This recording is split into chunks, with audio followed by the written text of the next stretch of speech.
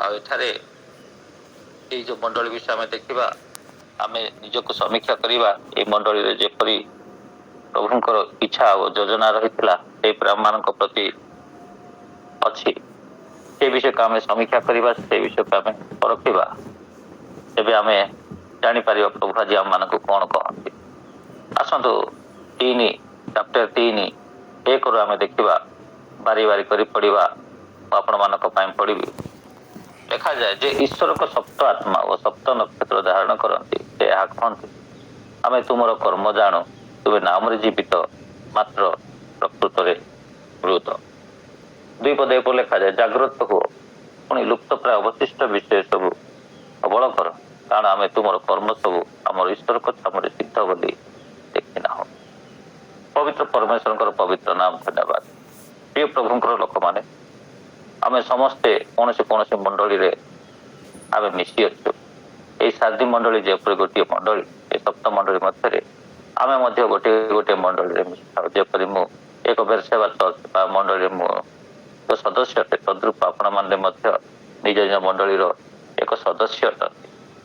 ଆଉ ପ୍ରଭୁ ଏଇ ମଣ୍ଡଳୀକୁ ଯେତେବେଳେ ଦେଖନ୍ତି, ଆଉ ସେ ମଣ୍ଡଳୀର କିଛିଟା କମି ଦେଖନ୍ତି, କିଛି ବିଷୟ ଉତ୍ତମ ଦେଖନ୍ତି, ଆଉ ସେଇ ବିଷୟରେ ସେ ପ୍ରଭୁଙ୍କର ପ୍ରିୟଦାସ ଜନକ ମାଧ୍ୟମରେ ଏ ମଣ୍ଡଳୀକୁ କିଛି କହିବା ପାଇଁ ଚାହାନ୍ତି। ଆପଣମାନେ ସମସ୍ତେ ଜାଣିଛନ୍ତି, ପାତ୍ମୋସ ଦ୍ୱୀପରେ ଥିବା ସମୟରେ ଜହନ ପ୍ରଭୁଙ୍କ ଠାରୁ ଦର୍ଶନ ପାଉଛନ୍ତି ସପ୍ତ ମଣ୍ଡଳୀ ବିଷୟରେ, ଆଉ ସେହି ଜହନଙ୍କ ଦ୍ୱାରା ପ୍ରଭୁ ଏଇ 7 ମଣ୍ଡଳୀକୁ ଲେଖୁଅଛନ୍ତି। ମୁଁ ଏଇ ଯୋଉ 1 ପଦ ଲେଖାଯାଏ ସପ୍ତ ନକ୍ଷତ୍ର, ସପ୍ତ ଆତ୍ମା ବିଷୟରେ ମୁଁ ବିଶେଷ କିଛି କହିବାକୁ ଚାହେଁ ନାହିଁ। ଆମେ ଜଷ୍ଟ ଖାଲି ସ୍ପଷ୍ଟ ସଂକ୍ଷିପ୍ତ ଭାବରେ କହିବା ପାଇଁ ଚାହେଁ। ଏଇ ଯୋଉ ସପ୍ତ ଆତ୍ମା, ଏଇଟା ଯେତେବେଳେ ଆପଣ 1:4 ଦେଖିବେ, ପ୍ରକାଶିତ 1:4 ସ୍ପଷ୍ଟ ଲେଖାଯାଏ, ଜହନ ଆସି ସମସ୍ତ ମଣ୍ଡଳୀ ନିକଟକୁ ଲେଖୁଅଛନ୍ତି। କେହି କହନ୍ତି ଏଇ ଯୋଉ ସପ୍ତ ଆତ୍ମା ତାହା ଏଇ ଯୋଉ 7ଟା ମଣ୍ଡଳୀ ବିଷୟରେ କହନ୍ତି ବୋଲି କହନ୍ତି। ଆଉ କିଏ କହନ୍ତି ଏଇଟା 7 gift of spirit of gift, ଏଇ ଯୋଉ ଆତ୍ମାଙ୍କର ଦାନ ତାହା ବୋଲି କୁହନ୍ତି। ଏଇ ତାପରେ ଆମେ ଯେତେବେଳେ ଦେଖିବା ସପ୍ତ ଆତ୍ମା ପରେ ସପ୍ତ ଷ୍ଟାର, ସପ୍ତ ନକ୍ଷତ୍ର, ତାହା ସ୍ପଷ୍ଟ ଭାବରେ ଆମମାନଙ୍କୁ ଚର୍ଚ୍ଚର ପାଳକ ଏଞ୍ଜେଲ୍ସ ମାନଙ୍କ ଉପରେ ତାହା ପରିପ୍ରକାଶ କରେ। ସେ ଯାହା ହେଉ ନା କାହିଁକି, ପ୍ରଭୁ ଏଠାରେ ସେମାନଙ୍କୁ କଣ ମେସେଜ ଦେବା ପାଇଁ ଚାହାନ୍ତି ଯେ ଈଶ୍ୱରଙ୍କ ସପ୍ତ ଆତ୍ମା ଓ ସପ୍ତ ନକ୍ଷତ୍ର ଧାରଣ କରନ୍ତି। ସେ ଏହା କହନ୍ତି, ଏଇ ଯୋଉ ସପ୍ତ ମଣ୍ଡଳୀ ସେ ଧାରଣ କରନ୍ତି, ସପ୍ତ ମଣ୍ଡଳୀ ତାହାଙ୍କ ହସ୍ତରେ ରହିଅଛି। ସେ ଏଇ କଥା କହନ୍ତି, ଆମେ ତୁମର କର୍ମ ଜାଣୁ, ତୁମେ ନାମରେ ଜୀବିତ, ମାତ୍ର ପ୍ରକୃତରେ ମୃତ। ଏଇଠାରେ ଗୋଟେ ଶବ୍ଦ ଲେଖା ହେଇଛି ମୃତକୁ କର୍ମ ସହିତ ସେ ଲିଙ୍କ କରୁଅଛନ୍ତି। ଏକ ବ୍ୟକ୍ତି ନିଜର ସେମାନଙ୍କର କର୍ମ ଦେଖିଲା ପରେ ଏକ ମୃତ ଶବ୍ଦକୁ ୟୁଜ କରୁଛନ୍ତି, ଆଉ ସେମାନଙ୍କୁ କହୁଛନ୍ତି, ଆମେ ତୁମର କର୍ମ ଜାଣୁ, ତୁମେ ନାମରେ ଜୀବିତ, ମାତ୍ର ପ୍ରକୃତରେ ମୃତ। ଏଇଟାକୁ ଆମେ ଏମିତି ବୁଝିପାରିବା ଯେ ଏଇ ଯୋଉ ଶବ୍ଦ ପ୍ରଭୁ କହନ୍ତି ମୃତ, ଜୀବିତ ଆଉ ମୃତ, ଏଇଟାକୁ ସ୍ପଷ୍ଟ ଭାବରେ ଆପଣ ମାନେ ଯେତେବେଳେ ଦେଖିବେ, ମୋ ସହିତ ବୁଝିବା ପାଇଁ ଟ୍ରାଏ କରନ୍ତୁ। ଏକ ବ୍ୟକ୍ତି ଜୀବିତ କିନ୍ତୁ ମୃତ, ଡେଥ୍ ଇନ୍ ଦ ଲାଇଫ, ଜୀବନ ଭିତରେ ମୃତ୍ୟୁ ରହିଅଛି। ପ୍ରଭୁ ସେଇ ବିଷୟ ଦେଖୁଅଛନ୍ତି। ମନୁଷ୍ୟ ତ ଜୀବିତ, କିନ୍ତୁ ସେମାନଙ୍କ ମଧ୍ୟରେ ମୃତ୍ୟୁ ବାସ କରୁଅଛି। କଣ ପାଇଁ? ତାହା କାରଣ ତାକୁ ରିଲେଟ କରୁଛନ୍ତି ସେମାନଙ୍କର କର୍ମ ସହିତ। ସେମାନଙ୍କର କର୍ମ ଦେଖି କହୁଛନ୍ତି, ତୁମେ ଜୀବିତ, କିନ୍ତୁ ତୁମ ଜୀବିତ ମଧ୍ୟରେ ମୋ ମୃତ୍ୟୁକୁ ଦେଖୁଅଛି। ତୁମେ ନାମରେ ଜୀବିତ, ମାତ୍ର ପ୍ରକୃତରେ ମୃତ। କଣ ପାଇଁ ସେମାନେ ମୃତ? ବାଇବଲ ଆମମାନଙ୍କୁ ଶିକ୍ଷା ଦିଏ, 3 ପଦ କୁହେ, ଏଣୁ କି ପ୍ରକାର ଶିକ୍ଷା ପାଇଅଛ ଓ ଶ୍ରବଣ କରିଅଛ, ତାହା ସ୍ମରଣ କରି ପାଳନ କର ଓ ମନ ପରିବର୍ତ୍ତନ କର। ଯଦି ଜାଗ୍ରତ ନ ହୁଅ, ତାହେଲେ ଆମେ ଚୋର ପରି ଆସିବୁ ଆଉ କେଉଁ ସମୟରେ ତୁମ ଉପରେ ଆସି ପଡ଼ିବୁ ତାହା ତୁମେ କୌଣସି ପ୍ରକାରେ ଜାଣିବ ନାହିଁ। କ'ଣ ପାଇଁ ପ୍ରଭୁ ଏକ ଜୀବିତ ବ୍ୟକ୍ତି ଭିତରେ ମୃତ୍ୟୁକୁ ଦେଖୁଅଛନ୍ତି ତାହା 3 ପଦରେ ସେ ସ୍ପଷ୍ଟ କରନ୍ତି। ଏଣୁ କି ପ୍ରକାର ଶିକ୍ଷା ପାଇଅଛ ଓ ଶ୍ରବଣ କରିଅଛ ତାହା ସ୍ମରଣ କରି ପାଳନ କର। ପ୍ରଥମ ବିଷୟ ହେଲା ସେମାନେ ଏଥିପାଇଁ ସେ ମୃତ, ସେମାନେ ଶୁଣୁଅଛନ୍ତି କିନ୍ତୁ ତାହା ପାଳନ କରୁନାହାନ୍ତି। ଇନ୍ ଅଦର ୱାର୍ଡ ସେମାନେ ସେ ଶୁଣୁଥିବା ବାକ୍ୟକୁ କର୍ମରେ ପ୍ରକାଶ କରୁନାହାନ୍ତି। ତେଣୁ ସେ ପ୍ରଥମେ କହନ୍ତି ଆମେ ତୁମର କର୍ମ ଜାଣୁ।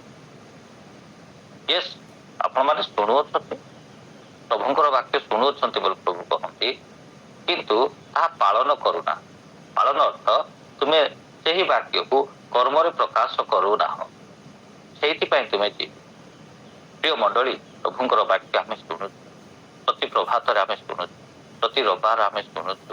ଏହିପରିକି ଆମେ ବ୍ୟକ୍ତିଗତ ଭାବରେ ପ୍ରଭୁଙ୍କର ବାକ୍ୟ ଆମେ ଅଧ୍ୟୟନ କରି ବାକ୍ୟ ଆମେ ଶୁଣୁଅଛୁ। କିନ୍ତୁ ପ୍ରଶ୍ନ ଉଠେ ଯେ ଆମେ ଶ୍ରୋତା ଖାଲି ହେଇଛୁ ନା ତାହା କର୍ମକାରୀ ହେଇଛୁ? ସେଇଟା ହେଉଛି ଆମମାନଙ୍କ ଜୀବନରେ ପ୍ରଭୁଙ୍କର ଆଜି ପ୍ରଭାତରେ ଏହି ବାକ୍ୟ ଆମମାନଙ୍କ ଜୀବନରେ ପ୍ରଶ୍ନ ଛାଡ଼ିଦିଏ। ଆମମାନେ ନିଶ୍ଚିତ ହେବା ଦରକାର। ଯଦି ଆମେ ଶୁଣି ଶୁଣି ଶୁଣି ଶୁଣି ଶୁଣି ଆସୁଛୁ ଆଉ ବାକ୍ୟକୁ ଯଦି ଆମେ ପାଳନ କରୁନା, ଆମମାନଙ୍କର ଦୈନିକ ଜୀବନରେ ତାହା କାର୍ଯ୍ୟକୁ ଆସୁନାହିଁ, ଆମ ଦୈନିକ ଜୀବନରେ ତାହା ପ୍ରତିଫଳିତ ହଉନାହିଁ। ଦୈନିକ ଜୀବନରେ ଆମର ଥଟ୍ ହଉ, ଆମମାନଙ୍କର ବାକ୍ୟରେ ହଉ, ଆମମାନଙ୍କର କର୍ମରେ ହଉ, ଆମମାନଙ୍କର ଜୀବନରେ ବ୍ୟକ୍ତିଗତ, ପାରିବାରିକ, ମାଣ୍ଡଳିକ ଜୀବନରେ, ସାମାଜିକ ଜୀବନରେ ଆମେ ଯେତେବେଳେ ଗତାୟିତ କରୁ, ଆମେ ଜୀବନ ଯାପନ କରୁ, ତାହା ପ୍ରତିଫଳିତ ହଉଛି କି ନା, ତାହା ହେଉଛି ଆମମାନଙ୍କ ଜୀବନରେ ସବୁଠୁ ବଡ଼ ପ୍ରଶ୍ନ। ଆମେ ଖ୍ରୀଷ୍ଟିଆନ ହେବା ଉତ୍ତମ, ଖ୍ରୀଷ୍ଟିଆନ ହେଇକି ପ୍ରଭୁଙ୍କର ବାକ୍ୟ ଶିକ୍ଷିତ ହେବା ଉତ୍ତମ, ଆମେ ଶିକ୍ଷିତ ହେବା ନିହାତି ଦରକାର। କିନ୍ତୁ ତାହା ପାଳନ କରୁଛୁ କି ନାହିଁ ତାହା ହେଉଛି ପ୍ରଶ୍ନବାଚୀ।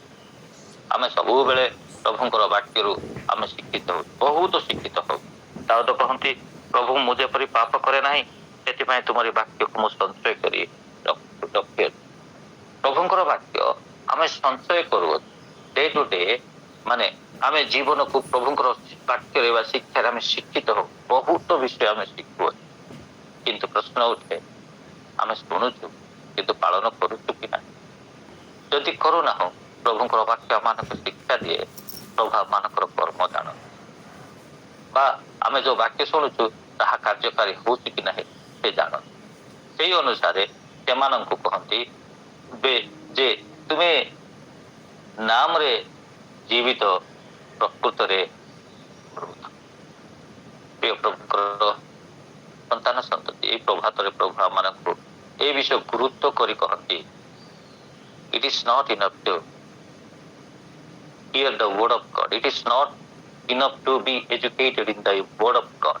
ପ୍ରଭୁଙ୍କର ବାକ୍ୟରେ ଏଜୁକେଟ୍ ହେବା ଯଥେଷ୍ଟ ନାହିଁ, it is more important to implement it in our day to day life। ଆମମାନଙ୍କର ପ୍ରତ୍ୟେକ ଦିନରେ ତାହାକୁ କାର୍ଯ୍ୟରେ ପ୍ରକାଶ କରିବା ହେଉଛି ସବୁଠୁ ବଡ଼ ବିଷୟ। ମୁଁ ସଦାବେଳେ ଉଦାହରଣ ଦିଏ, ଆମମାନେ ସେହି ଧନୀ ଭିକାରୀ ଭଳି ହେବା ନାହିଁ। ଧନୀ ତ ହେଇଥିବ କିନ୍ତୁ ଭିକାରୀ ଜୀବନ ଯାପନ କରିବ, ସବୁ କିଛି ଥିବ, ସେ ମାନେ ତାହା ସେ ନିଜ ଜୀବନରେ କାର୍ଯ୍ୟକାରୀ ହଉନଥିବ। ଯେକୌଣସି ବିଷୟ, ସୁନା ହଉ, ରୂପା ହଉ, ଯେକୌଣସି ବିଷୟ ଯଦି ଆମ ପାଖରେ ମହଜୁଦ ଅଛି, ଆମେ ଯଦି ତାକୁ ୟୁଟିଲାଇଜ କରୁନୁ, ତାକୁ ଯଦି ଆମେ ଇମ୍ପ୍ଲିମେଣ୍ଟ କରୁନାହୁଁ, ତାହା ୟୁଜଲେସ୍, ତାହା ହେଉଛି ୟୁଜଲେସ୍। ଆମମାନେ ପ୍ରତ୍ୟେକ ଲୋକକୁ ପ୍ରଭୁଙ୍କର ବାକ୍ୟ ଆମମାନଙ୍କୁ କୁହେ ଆମେ ମାକ୍ସିମମ୍ ଚେଷ୍ଟା କରିବା, ମାକ୍ସିମମ୍ ଡେଲିଭରିଟଲି ଏଣ୍ଡ କନସିୟସ୍। ପୁନର୍ବାର ରିପିଟ୍ କରିବା ପାଇଁ ଚାହେଁ, ଡେଲିଭରିଟଲି ଆଉ କନସିୟସଲି ଯୋଉ ପ୍ରଭୁଙ୍କର ବାକ୍ୟ ଆମେ ଶୁଣୁଅଛୁ ତାହାକୁ ଆମେ କର୍ମରେ ଇମ୍ପ୍ଲିମେଣ୍ଟ କରିବା ଦରକାର, ତାହା କର୍ମରେ ପ୍ରକାଶ କରିବା ଦରକାର। ଆଉ ଯଦି ଆମେ ମାନେ ଭରପୁର କରି ପ୍ରଭୁଙ୍କର ବାକ୍ୟ ପାଉଛୁ, ମୁଁ ତ ଆମ ପ୍ରଭାତରେ ଯେତେ ସବୁ ଆମେ ପ୍ରଭୁଙ୍କର ଶିକ୍ଷା କରୁଛୁ, ଏଇ ଦିନମାନଙ୍କରେ ବହୁତ ପ୍ରଭୁଙ୍କର ବାକ୍ୟରୁ ଲୋକମାନେ ଶିକ୍ଷିତ ହେଉଛନ୍ତି। ମୁଁ ପ୍ରଭୁଙ୍କୁ ଧନ୍ୟବାଦ ଯେ ପ୍ରଭୁଙ୍କ ବାକ୍ୟ ଶିକ୍ଷିତ ହେବା ବହୁତ ଉତ୍ତମ, ଜାଣିବା ବହୁତ ଉତ୍ତମ। କିନ୍ତୁ ଆମେ ସେ ଜିସାୟ ପୁସ୍ତକ ପରି ହେବା ନାହିଁ। ଜିସାୟ 54 ଯେପରି ଜିସାୟ 58 ଯେପରି ଲେଖାଯାଏ, ସେମାନେ ତାଙ୍କ ବିଷୟ ଜାଣିବା ପାଇଁ, ଶୁଣିବା ପାଇଁ ଆତୁର ହୁଅନ୍ତି କିନ୍ତୁ ପ୍ରଭୁଙ୍କ ଠାରୁ ଦୂରକୁ ଯାଆନ୍ତି। ଆମମାନେ ସେହି କ୍ଲାସ, ସେହି ଗୋଷ୍ଠୀ ହେବା ନାହିଁ। ପ୍ରଭୁ ଗୋଟିଏ ବିଷୟ ଚାହାନ୍ତି, ପ୍ରଭୁଙ୍କର ସେହି ବାକ୍ୟକୁ କର୍ମରେ ପ୍ରକାଶ କରିବା ପାଇଁ। ଦୁଇ ପଦ କୁହେ, ଜାଗ୍ରତ ହୁଅ, ଜାଗ୍ରତ। ମୁଁ ରାତିରେ ଯେତେବେଳେ ସବୁ ବିଷୟ ଦେଖୁଥିଲି ଏ ବାକ୍ୟରେ, ମୁଁ ବହୁତ ଖୁସି ଆଉ ମୋ ପ୍ରଭୁଙ୍କ ପାଇଁ ମୁଁ ଆନନ୍ଦିତ। ଦେଖନ୍ତୁ, ଯେକୌଣସି ବିଷୟ ନ ଜଣେଇକି ପ୍ରଭୁ ତାଙ୍କ ଲୋକମାନଙ୍କ ନିମନ୍ତେ କିଛି କରନ୍ତି। ପ୍ରେମମୟ ପରମେଶ୍ୱର, ଏଠାରେ ପ୍ରଭୁଙ୍କର ପ୍ରେମ ପ୍ରକାଶ। ଏ ଯୋଉ ଜାଗ୍ରତ ହୁଅ ଶବ୍ଦ ସେ କହନ୍ତି, ଏକ ଏମିତି ଏକ ପ୍ରେମମୟ ପରମେଶ୍ୱର ଯିଏ କହନ୍ତି, ପାପୀ ଯେ ପାପରେ ମରୁ, ଏହା ତାହାଙ୍କର ଇଚ୍ଛା। ସେମାନଙ୍କର ପାପ ସେ ଦେଖୁଅଛନ୍ତି ମଣ୍ଡଳୀର। ସେମାନେ ଇଟର୍ନାଲ ଡେଥ୍ ହେବେ, ସବୁଦିନ ପାଇଁ ମରଣ ହେବେ, ପ୍ରଭୁ ସାଇଲେଣ୍ଟ ହେଇକି ନାହାନ୍ତି। ସେମାନଙ୍କର ପାପ ଦେଖିଲା ପରେ ସେ ସେମାନଙ୍କୁ ଜଣାନ୍ତି। ପ୍ରଭୁ ଆମମାନଙ୍କ ନିମନ୍ତେ କଣ କରିବା ପୂର୍ବରୁ, ଆମମାନଙ୍କ ପାଇଁ କଣ ଘଟିବା ପୂର୍ବରୁ ସେ ସାଇଲେଣ୍ଟ ହେଇକି ରୁହନ୍ତି। ଏ ଦୁଇ ପଦରେ ଏକ ପ୍ରେମମୟ ପରମେଶ୍ୱର, ଏ ଦୟାଳୁ ପରମେଶ୍ୱର, ଏକ ଦୀର୍ଘ ସହିଷ୍ଣୁ ପରମେଶ୍ୱର, ଏକ ଗ୍ରେସିୟସ୍ ପ୍ରଭୁ ଭାବରେ ଦୁଇ ପଦରେ ସେ ନିଜର ପରିଚୟ ପ୍ରକାଶ କରନ୍ତି। ପ୍ରଥମେ ଆପଣ ଯଦି ଦେଖିବେ, ଏଇଟା ମଣ୍ଡଳୀକୁ ଦୁଇ ଭାଗ କରୁଛନ୍ତି। ଦୁଇ ଭାଗ ସେ କରୁନାହାନ୍ତି। ମଣ୍ଡଳୀରେ ଦୁଇ ପ୍ରକାର ଲୋକ ଅଛନ୍ତି ବୋଲି ତଳେ ଲେଖାଯାଏ। ଆଉ ଭଲ ଲୋକ କଥା ସେ ପରେ କହିଛନ୍ତି, କିନ୍ତୁ ପ୍ରଥମେ ଖରାପ, ଯିଏ ଅଯୋଗ୍ୟ, ଯିଏ ଯୋଗ୍ୟ ନୁହେଁ, ମଣ୍ଡଳୀକୁ ମାନେ ମୃତ ପରେ ସେ ସ୍ୱର୍ଗକୁ ଯିବା ପାଇଁ ଦେଖିଲେ ସେମାନଙ୍କ ପାଇଁ ସେ ଚିନ୍ତା କରୁଅଛନ୍ତି।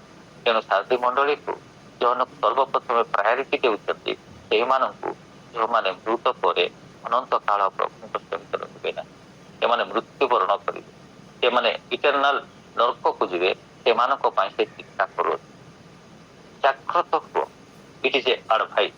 ସେ ସେମାନଙ୍କୁ ୱାର୍ଣ୍ଣିଂ କରୁଛନ୍ତି କହିଲେ ମାନେ ଆପଣ ଯଦି ଦେଖିବେ ସେ ୱାର୍ଣ୍ଣିଂ କରୁଅଛନ୍ତି। ସେ ଜାଗ୍ରତ ହୁଅ। କଣ କଣ ଜାଗ୍ରତ ହୁଏ? ଆମମାନଙ୍କୁ ଜାଗ୍ରତ ହେବା ବିଷୟରେ ଲେଖାଯାଏ। ଆପଣ ଯଦି ପଢିବେ ପ୍ରଥମ କରନ୍ଥୀୟ 16:13 ଯଦି ଦେଖିବେ, ଆପଣ ଯଦି କିଏ ପାଇବେ ଜଲ୍ଦି ପଢନ୍ତୁ, ନହେଲେ ମୁଁ ପଢିଦେବି। 16:13 ଲେଖାଯାଏ, ପ୍ରଥମ କରନ୍ଥୀୟ 16:13। ମୁଁ ପାଇଲି, ତୁମମାନେ ଜାଗ୍ରତ, ହଁ, ତୁମେମାନେ ଜାଗ୍ରତ ରହି ବିଶ୍ୱାସରେ ସ୍ଥିର ହୋଇଥାଅ, ସାହସିକ ହୋଇ ବଳବାନ ହୁଅ। ପ୍ରଭୁଙ୍କର ବାକ୍ୟ ଗୁଡାଏ ବିଷୟ କୁହେ ଜାଗ୍ରତ ରହିବା ପାଇଁ। ଏଠାରେ ଲେଖାଯାଏ ଆମେ ବିଶ୍ୱାସରେ ଜାଗ୍ରତ ହୋଇ ରହିବା ଦରକାର। ଏହି ସାରଥୀ ମଣ୍ଡଳୀର ପ୍ରଭୁ କହୁଛନ୍ତି ଜାଗ୍ରତ ହୁଅ। ଆମମାନେ ଜାଗ୍ରତ ହେବା ଦରକାର, ବିଶ୍ୱାସରେ ଜାଗ୍ରତ ହେବା ଦରକାର। ଆମେ ଯଦି ଏବେର ଦୁନିଆରେ ଯଦି ଦେଖିବେ, ଆମମାନେ ଏତେ କନସିୟସ୍, ସ୍ପେଶାଲି ଆମମାନଙ୍କର ଲାଇଫ ଉପରେ, ଆମମାନଙ୍କର ଶରୀର ଉପରେ, ଆମମାନଙ୍କର ଫ୍ୟୁଚର ଉପରେ, ଆମମାନଙ୍କର ପିଲାମାନଙ୍କ ଉପରେ ଆମେ କନସିୟସ୍। ଖାସ କରି ଆମେ ଯେତେବେଳେ ଦେଖିବା ପିଲାମାନଙ୍କର ବିଷୟରେ ଆମେ ଜାଗ୍ରତ ହେଇଥାଉ। ପିଲା ଯଦି ମେଟ୍ରିକ ପାସ୍ କଲା, କଣ ପଢିବ, କେମିତି କରିବ, ତାର ଫ୍ୟୁଚର କଣ ହେବ, ସବୁ ଗୁଡାଏ ବିଷୟ ନେଟରୁ ସର୍ଚ୍ଚ କରି ଲୋକମାନଙ୍କଠୁ ପରାମର୍ଶ ନେଇ ଏମିତି କନସିୟସ୍, ଏମିତି ଜାଗ୍ରତ ହେଇଥାଉ, ତାହାର ଆଉ ସୀମା ନାହିଁ। ପ୍ରଭୁଙ୍କର ବାକ୍ୟ କୁହେ ଆମେ ବିଶ୍ୱାସରେ ଜାଗ୍ରତ ହୋଇ ରହିବା ଦରକାର। ଆମର ବିଶ୍ୱାସ ଅନୁସାରେ ଆମେ କାମ କରୁଛୁ କି ତାହାକୁ ଆମେ ଜାଗ୍ରତ କନସିୟସ୍ ହେବା ଦରକାର। ଏଇ ଶାନ୍ତି ମଣ୍ଡଳୀକୁ ପ୍ରଭୁ କହୁଛନ୍ତି ଜାଗ୍ରତ ହୁଏ। କଣ ପାଇଁ ଜାଗ୍ରତ ହେବା ପାଇଁ ସେଠି କହୁଛନ୍ତି? ଏଠାରେ ତ ବିଶ୍ୱାସରେ ଜାଗ୍ରତ ହେବା ବିଷୟ ଲେଖାଯାଏ। ଲୁପ୍ତ ପ୍ରାୟ ଅବଶିଷ୍ଟ ବିଷୟକୁ ସବଳ କର। ହାଲେଲୁୟା। ପ୍ରଭୁ କହନ୍ତି ତୁମେ ଲୁପ୍ତ ପ୍ରାୟ ଅବଶିଷ୍ଟ ବିଷୟ, ଯାହା ବି ସେମାନେ ଶୁଣିଥିଲେ, ଯାହା ବି ସେମାନେ ମାନେ ଶୁଣିକି ଶିକ୍ଷିତ ହେଇଥିଲେ, ତାହା ବର୍ତ୍ତମାନ ଲୁପ୍ତ ପ୍ରାୟ, ସେଇଟା ସରିଯିବାକୁ ଯାଉଅଛି, ସେ ମିଞ୍ଜି ମିଞ୍ଜି ହେବାକୁ ଯାଉଅଛି, ତାହା ସରିଯିବାକୁ ଯାଉଛି। ପ୍ରଭୁଙ୍କର ଆଡଭାଇସ, ପ୍ରଭୁଙ୍କର ବାକ୍ୟକୁ ସେମାନେ ଆଉ ପାଳନ କରୁନାହାନ୍ତି, ସେମାନଙ୍କ ଜୀବନରେ କାର୍ଯ୍ୟରେ ଦେଖାଯାଉ ନାହିଁ। ତେଣୁ ସେମାନଙ୍କୁ ଆଡଭାଇସ କରୁଛନ୍ତି ଜାଗ୍ରତ ହୁଅ, ଲୁପ୍ତ ପ୍ରାୟ ଅବଶିଷ୍ଟ ବିଷୟ ସବୁ ସବଳ କର। କାରଣ ସେ କହନ୍ତି, ସେ ସବଳ କରିବା ପାଇଁ ପରାମର୍ଶ ଦେଲା ପରେ କହୁଛନ୍ତି କାରଣ ଆମେ ତୁମର କର୍ମ ସବୁ ଆମର ଈଶ୍ୱରଙ୍କ କାମରେ ସିଦ୍ଧ ବୋଲି ଦେଖିଥାଉ। ପ୍ରଭୁଙ୍କର ପବିତ୍ର ନାମ ଧନ୍ୟବାଦ ହେଉ। ପ୍ରିୟମାନେ, ଆମମାନଙ୍କର କର୍ମ ପ୍ରଭୁଙ୍କର ଦୃଷ୍ଟିରେ ସିଦ୍ଧ ନାହିଁ, ଏହା ସେ କହନ୍ତି। এই ମଣ୍ଡଳୀର କର୍ମ ପ୍ରଭୁଙ୍କ ଦୃଷ୍ଟିରେ ସିଦ୍ଧ ନାହିଁ। ଦେଖନ୍ତୁ, ପ୍ରଭୁଙ୍କର ଦୃଷ୍ଟି ଆଉ ମନୁଷ୍ୟର ଦୃଷ୍ଟି ଅଲଗା। ଆମେ ମନୁଷ୍ୟ ଦୃଷ୍ଟିକୁ ଠକି ଦେଇପାରୁ, ମନୁଷ୍ୟ ଦୃଷ୍ଟିରେ ଆମେ ଆକ୍ଟିଂ କରିଥାଇବା। ଆମେ ଆମର ମନୁଷ୍ୟ ଦୃଷ୍ଟିରେ ଲୋକମାନେ ଆମର କଣ୍ଟେଣ୍ଟ ଦେଖନ୍ତି, ଆମର ଇଣ୍ଟେଣ୍ଟ ଦେଖନ୍ତି, କିନ୍ତୁ ପ୍ରଭୁ ହିଁ ଜାଣନ୍ତି ଆମମାନଙ୍କର କର୍ମ ବିଷୟରେ। ଆମେ ବେଳେ ବେଳେ ଅଭିନୟ କରିଥାଉ, ଲୋକମାନେ ଜାଣି ନ ପାରନ୍ତି ଆମମାନଙ୍କର ଅଭିନୟ। ଆମେ ଆଜି ଜଣେ ସିଦ୍ଧ, ଆଜି ଆମେ ଜଣେ ଶୁଭାକାଂକ୍ଷୀ, ଆଜି ଆମେ ଜଣେ ପବିତ୍ର ଲୋକ ଭଳି ଅଭିନୟ କରିଥାଉ, କିନ୍ତୁ ପ୍ରଭୁଙ୍କର ବାକ୍ୟ ଏଠାରେ ସେ ମଣ୍ଡଳୀ କୁହନ୍ତି, କାରଣ ଆମେ ତୁମର କର୍ମ ସବୁ ଆମର ପରମେଶ୍ୱରଙ୍କ ସାମରେ ସିଦ୍ଧ ବୋଲି ଦେଖିନାହୁଁ। ପ୍ରିୟ ପ୍ରଭୁଙ୍କର ଲୋକମାନେ, ଆମମାନଙ୍କର କର୍ମ ମନେ ରଖିଥାନ୍ତୁ। ମୁଁ ତ କହିବି, ଆମମାନଙ୍କର କର୍ମ ସିଦ୍ଧ ହେବାଟା ଲୋକମାନେ ଦୃଷ୍ଟିରେ ଦେଖାଯିବା ଦରକାର। ତେଣୁ ପୌଲ କହନ୍ତି, ତେଣିକି ଯେଉଁମାନେ ଖ୍ରୀଷ୍ଟଙ୍କ ଠାରେ ଅଛନ୍ତି ସେମାନେ ନୂତନ ସୃଷ୍ଟି ଅଛନ୍ତି। ଏଠାରେ ଗୋଟେ ଶବ୍ଦ ଲେଖାଯାଏ, ଦେଖ ପୁରାତନ ସବୁ ଲୋପ ପାଇଅଛି ଆଉ ନୂତନ ସୃଷ୍ଟି ଦେଖାଯିବା ଦରକାର। ଆମମାନଙ୍କର କର୍ମ, ଆମେ ଦେଖ ଖ୍ରୀଷ୍ଟିଆନ ଜୀବନ ଆମମାନଙ୍କର ଦିନରେ ପ୍ରତିଦିନଟି କାର୍ଯ୍ୟରେ ଦେଖାଯିବା ଦରକାର। ଆଉ କିପରି ଭାବରେ ଆମେ ସେହି ବାକ୍ୟ ଯାହା ଶୁଣୁଅଛୁ, ଯାହା ଶିକ୍ଷିତ ହେଉଛୁ ପ୍ରତ୍ୟେକ ଦିନ, ତାହା ଆମେ ଦେଖାଉଛୁ। ଆମେ ଯଥେଷ୍ଟ ନୁହେଁ ଯେ ଆମେ ଖ୍ରୀଷ୍ଟିଆନ ହେବୁ, ଆମେ ଯଥେଷ୍ଟ ନୁହଁ ଯେ ଈଶ୍ୱରଙ୍କ ବାକ୍ୟରେ ବହୁତ କିଛି ଶିକ୍ଷିତ ହେଇଥିବ। ଆମେ ଈଶ୍ୱରଙ୍କ ବାକ୍ୟରେ ଅନେକ ଲୋକ ବାଇବଲ ଟ୍ରେନିଂ ଆମେ ଯାଉଅଛୁ, ଆମେ ଶିକ୍ଷିତ ହେଉଛୁ। That is not enough. ପ୍ରଭୁ ମାନେ ଶିକ୍ଷିତ ହେବା ଯଥେଷ୍ଟ ନାହିଁ, ଶିକ୍ଷିତ ହେଇକି ତାକୁ କାର୍ଯ୍ୟରେ ଆଣିବା ହେଉଛି ପ୍ରଭୁଙ୍କ ଦୃଷ୍ଟିରେ ମହତ୍ ବିଷୟ। ଈଶ୍ୱରଙ୍କ ସାମରେ ସିଦ୍ଧ ବୋଲି ଦେଖି ନାହୁଁ। ତେଣୁ କି ପ୍ରକାର ଶିକ୍ଷା ପାଇଅଛ ଓ ଶ୍ରବଣ କରିଅଛ, ତାହା ସ୍ମରଣ କରି ପାଳନ କର। ଦେଖୁଛନ୍ତି ଆପଣ, ଏଠାରେ ଲେଖାଯାଏ ପାଳନ କରିବା ବିଷୟ ଲେଖାଯାଏ। ଯେଉଁ ପର୍ଯ୍ୟନ୍ତ ଆମେ ପ୍ରଭୁଙ୍କର ବାକ୍ୟ ପାଳନ କରିନାହୁଁ ତାହା କର୍ମରେ ପ୍ରକାଶିତ ହେବ ନାହିଁ। ଯେଉଁ ପର୍ଯ୍ୟନ୍ତ ଆମମାନଙ୍କର ଅବଶିଷ୍ଟ ବିଷୟ ସବୁକୁ ସବଳ କରିନାହୁଁ, ତାହା ଆମେ ପାଳନ କରିବା ନାହିଁ, ଆଉ ଯାହାରି ଫଳ ତାହା କର୍ମରେ ପ୍ରକାଶିତ ହେବ ନାହିଁ। ଆଉ ପ୍ରଭୁ 3 ପଦରେ ଏଇ କଥା କହନ୍ତି, ଏଣୁ କି ପ୍ରକାର ଶିକ୍ଷା ପାଇଅଛ, ସ୍ମରଣ କରିଅଛ, ତାହା ସ୍ମରଣ କରି ପାଳନ କର ଓ ମନ ପରିବର୍ତ୍ତନ କର। ମନ ପରିବର୍ତ୍ତନ, ଏଠି ଯୋଉ ଶବ୍ଦ ଲେଖା ହେଇଛି ମନ ପରିବର୍ତ୍ତନ, କାହାକୁ କହୁଛନ୍ତି? ଖ୍ରୀଷ୍ଟିଆନ ଲୋକ କହୁଛନ୍ତି। ଆମେ ବେଳେ ବେଳେ ଏଇ ଯୋଉ ମନ ପରିବର୍ତ୍ତନ କଥା ଯେତେବେଳେ ଚିନ୍ତା କରିବା, ଏଇଟା ଆମେ ୱାନ୍ସ ପ୍ରଭୁକୁ ଜାଣିଲେ ଆମର ମନ ପରିବର୍ତ୍ତନର ଆବଶ୍ୟକତା। ପ୍ରତିଟି ଦିନ, ପ୍ରତିଟି ମୁହୂର୍ତ୍ତରେ ମନ ପରିବର୍ତ୍ତନ ଆବଶ୍ୟକ। ଆମମାନେ ରିପେଣ୍ଟାନ୍ସ କରେନୁ। ଆମମାନେ ପ୍ରତ୍ୟେକ ବିଷୟରେ, ଯେକୌଣସି ବିଷୟରେ ଯଦି ଆମର ୱିକନେସ୍ ଅଛି, ଯେକୌଣସି ବିଷୟରେ ଆମର ଯଦି ପାପ ରହିଅଛି, ତାକୁ ଆମେ ତ୍ୟାଗ କରିବା ମନ ପରିବର୍ତ୍ତନ, ତାକୁ ଜୀବନରୁ ବାହାର କରିଦେବା। ପାପକୁ ସ୍ୱୀକାର କରି ସେହି ପାପରୁ ବାହାର ଆସିବା ହେଉଛି ମନ ପରିବର୍ତ୍ତନ। ଆମମାନଙ୍କ ଜୀବନରେ ଗୁଡ଼ାଏ ବିଷୟରେ ଆମର ୱିକନେସ୍, ଗୁଡ଼ାଏ ବିଷୟରେ ଆମମାନଙ୍କର ଦୁର୍ବଳତା ଥିବ। ଏଇ ଲୋକମାନଙ୍କୁ ପ୍ରଭୁ କହୁଛନ୍ତି, ତାହା ସବୁ ସ୍ମରଣ କରି ପାଳନ କର ଓ ମନ ପରିବର୍ତ୍ତନ କର। ଦୟାଳୁ ପରମେଶ୍ୱର, କୃପାମୟ ପରମେଶ୍ୱର ଫାର୍ଷ୍ଟ ଷ୍ଟେଜରେ ସେମାନଙ୍କର ପାପ ଦେଖି ମଧ୍ୟ ଦଣ୍ଡ ନ ଦେଇ ସେମାନଙ୍କ ପାଖକୁ ପ୍ରଭୁଙ୍କର ବାକ୍ୟ ଯୋହନଙ୍କ ଦ୍ୱାରା ପ୍ରକାଶ କରୁଅଛନ୍ତି। ଆଉ ସେମାନଙ୍କର ଷ୍ଟାଟସ୍, ସେମାନଙ୍କର ସ୍ପିରିଚୁଆଲ ଷ୍ଟାଟସ୍ କହୁଛନ୍ତି, ହଁ ତମେ ଜୀବିତ ଭଳିଆ ଦେଖାଯାଉଛ, ତୁମେ ଭାବୁଅଛ ତମେ ଜୀବିତ ବୋଲି, କିନ୍ତୁ ବାସ୍ତବରେ ପ୍ରଭୁଙ୍କର ଦୃଷ୍ଟିରେ ଆତ୍ମିକତାରେ ତୁମେ ମୃତ। କାରଣ ସେ କହୁଛନ୍ତି, ମୃତ ହେବାର କାରଣ ହଉଛନ୍ତି ତୁମେ ଶିକ୍ଷିତ ହଉଛ, ତୁମେ ଶୁଣୁଅଛ, that is good, that is right, କିନ୍ତୁ ଆପଣ ଯେ ସେଇ ବାକ୍ୟକୁ ପାଳନ କରୁନା, ଯାହାରି ଫଳରେ ସେହି ବାକ୍ୟ ମୃତ, ଆପଣଙ୍କ ସ୍ତରରେ ମୃତ। ତେଣୁ ଜେମ୍ସ କହନ୍ତି, ବିଶ୍ୱାସ କର୍ମ ବିନା ମୃତ, କର୍ମ ବିନା ବିଶ୍ୱାସ ମୃତ। ଆମେ ପ୍ରଭୁଙ୍କର ବାକ୍ୟକୁ ସ୍ମରଣ କରୁଛୁ, ବିଶ୍ୱାସ କରୁଛୁ, କିନ୍ତୁ ଇମ୍ପ୍ଲିମେଣ୍ଟ କରୁନା। ମାଛ ଯେପରି ଜଳ ବିନା ମୃତ, ଆମମାନଙ୍କର ବିଶ୍ୱାସ ରୂପୀ ବାକ୍ୟ କର୍ମ ବିନା ମୃତ। ଆମମାନଙ୍କ ଜୀବନରେ ତାହା ଇମ୍ପ୍ଲିମେଣ୍ଟ କରୁ, ତାହା ଆମେମାନେ ପାଳନ କରୁନା। ଆମମାନଙ୍କ ଜୀବନରେ ସବୁ କିଛି ବାକ୍ୟ ସଞ୍ଚୟ କରି ମହଜୁଦ କରିବେ। ଅନେକ ଲୋକ ଏମିତି ବାକ୍ୟ ସେମାନଙ୍କ ପାଖରେ ଅଛି, ବାକ୍ୟକୁ ସେମାନେ ପୁରା ସମ୍ପୂର୍ଣ୍ଣ ବାଇବଲକୁ ସେମାନଙ୍କ ମନରେ ମାନେ ରଖିଅଛନ୍ତି, ସେମାନଙ୍କର ମନରେ ରଖିଅଛନ୍ତି, ପ୍ରିଣ୍ଟ ହେଇଯାଇଛି, କିନ୍ତୁ ଇମ୍ପ୍ଲିମେଣ୍ଟ ହେଉନାହିଁ କାମ। ଉଦାହରଣ ମୁଁ କେତେଟା କହିବି। ଆମେ କଣ ଜାଣିନୁ ଆମର ଶତ୍ରୁକୁ ପ୍ରେମ କର, ଏଇଟା ବାକ୍ୟ ମହଜୁଦ ଅଛି। We are educated in that area, କିନ୍ତୁ ଆମେ ବେଳେ ବେଳେ ଶତ୍ରୁକୁ ପ୍ରେମ କରିବା ପାଇଁ ପ୍ରସ୍ତୁତ ନାହିଁ, କାରଣ ସେ ବାକ୍ୟକୁ ଆମେ ଇମ୍ପ୍ଲିମେଣ୍ଟ କରୁ, ଆମେ ଇମ୍ପ୍ଲିମେଣ୍ଟ କରୁନା। ଦାଉଦ କହନ୍ତି ତୁମରି ବାକ୍ୟକୁ ମୁଁ ସଞ୍ଚୟ କରିଅଛି, ଆମ ଆସିଲା ମାନେ ଯେତେବେଳେ ଦରକାର ହୁଏ ସେତେବେଳେ ମୁଁ ଇମ୍ପ୍ଲିମେଣ୍ଟ କରେ। ଉଦାହରଣ ମୁଁ କହିବି, ଯେତେବେଳେ ସେ ସାଉଲ ରାଜା ଦେଖିଲେ ତାହାଙ୍କର ଜଣେ ତାହାଙ୍କର ଲୋକ, ତାହାଙ୍କର ସୈନ୍ୟ ତାହାଙ୍କୁ କହୁଛନ୍ତି ଏଇଟା ପ୍ରଭୁଙ୍କର ଇଚ୍ଛା ହେଇଥିବ ତାହାଙ୍କୁ ଏବେ ପ୍ରାଣରେ ମାରିଦିଅ, ଏଇଟା ତୁମ ପାଇଁ ସୁଯୋଗ।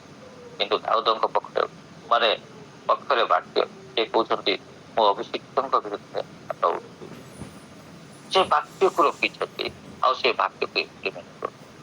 ଯଦି ଜୋସେଫ କଥା ଆପଣ ମାନେ ଦେଖିବେ, ଜୋସେଫ ମଧ୍ୟ ଠିକ ଏକ୍ଜାକ୍ଟଲି ସେଇପରି ସେ କହୁଛନ୍ତି। କଣ କହୁଛନ୍ତି? ଜୋସେଫ ଯେତେବେଳେ ସେ ପାପର ସମ୍ମୁଖୀନ ହେଉଛନ୍ତି, ଏକ ସ୍ତ୍ରୀ ତାହାଙ୍କ ସହିତ ଖରାପ ସମ୍ପର୍କ ରଖିବା ପାଇଁ ସେ ବାକ୍ୟକୁ ସ୍ମରଣ କରୁଅଛନ୍ତି, ଆଉ ସେ କହୁଛନ୍ତି ଏଡ଼େ ବଡ଼ ପାପ ମୁଁ କୌଣସି ପ୍ରକାର ପ୍ରଭୁଙ୍କ ବିରୁଦ୍ଧରେ କରେ। ପ୍ରିୟ ଲୋକମାନେ, ଆମମାନେ ବାକ୍ୟ ଶିଖିବା ବହୁତ ଆବଶ୍ୟକ। ତାହା ହଉଛି ଖଡ଼ଗ, ତାହା ହଉଛି ଜ୍ୟୋତି, ତାହା ହଉଛି ଆମମାନଙ୍କ ନିମନ୍ତେ ହାତୁଡ଼ି କବଚ। ଈଶ୍ୱରଙ୍କର ବାକ୍ୟ ଶିକ୍ଷିତ ହେବା ନିହାତି ଆବଶ୍ୟକ। ଅନ୍ଧକାର ସମୟରେ ତାକୁ ଯେତେବେଳେ ଆମେ ୟୁଜ୍ କରିବା, ଆମମାନଙ୍କ ଜୀବନରେ ଆଲୋକ ଆସେ। ସେ ଅନ୍ଧକାର ସମୟରେ ଶତ୍ରୁ ଯେତେବେଳେ ଆମମାନଙ୍କୁ ଯୁଦ୍ଧ କରିବେ, ସେତେବେଳେ ପ୍ରଭୁଙ୍କର ଖଡ଼ଗ ରୂପୀ ବାକ୍ୟ ୟୁଜ୍ କରିବା ପାଇଁ ଆମମାନଙ୍କ ଠାରେ ବାକ୍ୟର ଆବଶ୍ୟକ। ହାତୁଡ଼ି ଶକ୍ତି, ସେଇ ବାକ୍ୟକୁ ଆମମାନଙ୍କ ଜୀବନରେ ୟୁଜ୍ କରିବା ପାଇଁ ଆମେ ଶିକ୍ଷିତ ହେବା ଦରକାର। ଖାଲି ଶିକ୍ଷିତ ହେବା ପାଇଁ ଶିକ୍ଷିତ ହେବା ନାହିଁ। ପ୍ରଭୁଙ୍କର ବାକ୍ୟ ଆମେ ଶିକ୍ଷିତ ହେବା, ତାହା ପ୍ରତିଦିନଟି ଆମମାନଙ୍କର ଚିନ୍ତାରେ ହେଉ, ବାକ୍ୟରେ ହେଉ, କର୍ମରେ ଇମ୍ପ୍ଲିମେଣ୍ଟ କରିବା ପାଇଁ। ଆମ ଜୀବନ ଯଦି ବାକ୍ୟ ରହିଅଛି, ଆମେ ଅନ୍ୟ ଏକ ସ୍ତ୍ରୀକୁ ଦେଖିଲେ ଖରାପ, ଯଦି ମନୁଷ୍ୟ ହେଇଥିବା ନାଟେ, ରକ୍ତ ମାଂସଧାରୀ ମନୁଷ୍ୟ ହେଇଥିବା ନାଟେ ଯଦି ଖରାପ ଚିନ୍ତା ଆସିବ, ସେହି ବାକ୍ୟକୁ ଆମେ ସ୍ମରଣ କରିବା, ତାକୁ ୟୁଜ୍ କରିବା। ନାଇଁ ଅନ୍ୟ ସ୍ତ୍ରୀକୁ ଦେଖିବା, ଏଇଟା ପ୍ରଭୁଙ୍କ ବାକ୍ୟ ବିରୁଦ୍ଧ, ସେତେବେଳେ ସେ ବାକ୍ୟ ୟୁଜ୍ କଲେ କରିବା ଦରକାର। ଏବେ ଯାଇ ଆମେ ସେହି ପାପରୁ ଆମେ ନିବୃତ୍ତ ହେଇପାରିବା। ବାକ୍ୟ ଆମମାନଙ୍କୁ କୁହେ ନିଜର ଭାଇମାନଙ୍କୁ ପ୍ରେମ କର। ଆମ ପାଖରେ ଯଦି ବାକ୍ୟ ଅଛି, ଆମେ ସେ ଭାଇମାନଙ୍କୁ ଯେତେ ଆମ ବିରୋଧ କଲେ ବି ସେଇ ବାକ୍ୟକୁ ଯେତେବେଳେ ଆମେ ଇମ୍ପ୍ଲିମେଣ୍ଟ କରିବା, ସେମାନେ ମୋର ଶତ୍ରୁ ହେଇଥାଇପାରନ୍ତି, କିନ୍ତୁ ମତେ ପ୍ରଭୁଙ୍କ ବାକ୍ୟ ବିଷୟ ଶିକ୍ଷା ଦିଏ ନାହିଁ। ଯେପରି ବାକ୍ୟ ଲେଖାଯାଏ, ଆପଣ ଉପଦେଶରେ ଦେଖିବେ, ସମସ୍ତେ ଲୋକ ଆପଣଙ୍କ ମାନଙ୍କ ପାଇଁ ସବୁ ଅବସ୍ଥାର ନିମନ୍ତେ ଯାଆନ୍ତି, ଭାଇ ଦୁଃଖ ନିମନ୍ତେ, ଦୁଃଖ ସମୟ ନିମନ୍ତେ ଯାଆନ୍ତି। ଆପଣଙ୍କର ଭାଇଙ୍କର ଦୁଃଖ ସମୟରେ ଯଦି ଆପଣ ସାହାଯ୍ୟ କରୁନାହାନ୍ତି, ତେବେ ଆପଣ ବାକ୍ୟ ଜାଣିଅଛନ୍ତି ସତ, କିନ୍ତୁ ତାକୁ ଇମ୍ପ୍ଲିମେଣ୍ଟ ଆମେ କରୁନା। ଆମେ ତାହା ଇମ୍ପ୍ଲିମେଣ୍ଟ କରୁନା। ଆମେ ବିଶ୍ରାମ ବାରକୁ, ରବିବାରକୁ, ପ୍ରତି ରବିବାରକୁ ବିଶ୍ରାମ ଦିନ ଭାବରେ ପାଳନ କରି ଅଛି ବୋଲି ଆମେ ଜାଣୁଅଛୁ, କିନ୍ତୁ ବେଳେ ବେଳେ ଆମେ ତାହା ପାଳନ କରୁନା। କୌଣସି କାରଣବଶତଃ କମ୍ପ୍ରମାଇଜ ହେଇକି ଆମେ ରବିବାର ଚର୍ଚ୍ଚକୁ ଯାଉନା। ଆମେ ସେହି ବାକ୍ୟକୁ ଇମ୍ପ୍ଲିମେଣ୍ଟ କରୁନା। ମୁଁ ଆପଣମାନଙ୍କୁ ଆଜି ଛୋଟ ପିଲାମାନଙ୍କ ଭଳିଆ ଆଜିର ବାକ୍ୟ କହୁଛି, କିନ୍ତୁ ଏଇଟା ହଉଛି ବାକ୍ୟ ନିହାତି ଜାଣିବା ଦରକାର, ଆମେ ନିଶ୍ଚିତ ହେବା ଦରକାର। ଏଇ ମଣ୍ଡଳରେ ପ୍ରଭୁ କହନ୍ତି, ତୁମେ ଯାହା ଶୁଣିଅଛ, ଯାହା ମାନେ ଶୁଣିଅଛ, ଆଉ ତୁମେ ଯାହା ଶିକ୍ଷା ପାଇଅଛ, ଶ୍ରବଣ କରିଅଛ, ତାହା ପାଳନ। ଆମେ ବର୍ଷ ହୋଇପାରେ ଆମମାନଙ୍କ ମଧ୍ୟରୁ କେତେ ଲୋକ ମାତାଙ୍କ ଉଦରରୁ ଆମେ ଖ୍ରୀଷ୍ଟିଆନ ହେଇକି ଆସିଛୁ, ଯେପରି ମୁଁ ଜଣେ। ଆମେ ବାକ୍ୟ ତ ଶୁଣୁଛୁ, ସଣ୍ଡେ ସ୍କୁଲରୁ ଶୁଣିଛୁ, ଭେରି ଅମନୁଆଳ ମୁଁ କହିବି ମିଛ କହିବା ପାପ। ମିଛ କହିବା ଭିତରେ ଆମେ ସମସ୍ତେ ଜାଣିଛୁ ଏଇଟା ପାପ। ମିଛ ମାନେ ସ୍ୱର୍ଗକୁ ଯିବେ ନାହିଁ, ମିଥ୍ୟା ପ୍ରିୟ ମାନେ ସ୍ୱର୍ଗକୁ ଯିବ ନାହିଁ। କିନ୍ତୁ ମିଛକୁ ଆମେ ଏତେ କମନ ଭାବରେ ନେଇଛୁ, ତାକୁ ଆମେ ସେଇ ବାକ୍ୟକୁ ଇମ୍ପ୍ଲିମେଣ୍ଟ କରୁ, ମିଛ କହି ହିଁ ଯାଉ। ମିଛ ଆମମାନଙ୍କ ଜୀବନରେ ଏକ ଆଜି ସେ ଜଣେ ଲାଇଫ ପାର୍ଟନର ହେଇଯାଇଛି ଆମମାନଙ୍କ ଜୀବନରେ। ମିଛକୁ ଆମେ ଆଭଏଡ କରୁ ପ୍ରଭୁଙ୍କର ବାକ୍ୟକୁ। ସେଇ କ୍ଷେତ୍ରରେ ମିଛ କହିବା ପାପ ବୋଲି ଆମେ ଜାଣିଛୁ, ସେତେବେଳେ ଆମେ ଇମ୍ପ୍ଲିମେଣ୍ଟ କରୁ। ଯଦି ଇମ୍ପ୍ଲିମେଣ୍ଟ କରିବା, ମିଛ କହିବା ଷ୍ଟପ୍। ଏମିତି ଏକ ସିଚୁଏସନ ଆସିବ, ମିଛ କହିବା ପାଇଁ ଆପଣ ଆଗକୁ ଯାଉଥିବେ, ସେତେବେଳେ ଆମେ ସ୍ମରଣ କରିବା ଦରକାର, ଏ ବାକ୍ୟକୁ ଆମେ ୟୁଜ କରିବା ଦରକାର, କର୍ମରେ ପ୍ରକାଶ କରିବା ଦରକାର ନାହିଁ। ମୁଁ ମିଛ କହିବି ନାହିଁ, ମିଛ କହିବେ ନାହିଁ ପ୍ରିୟ ପ୍ରଭୁଙ୍କର ଲୋକମାନେ। ତେଣୁ ପ୍ରଭୁଙ୍କର ବାକ୍ୟ ଆମମାନଙ୍କୁ ସ୍ପଷ୍ଟ ଭାବରେ କୁହେ, ଆମ ପ୍ରଭୁ ମୋ ପ୍ରଭୁ କେତେ ଦୟାଳୁ।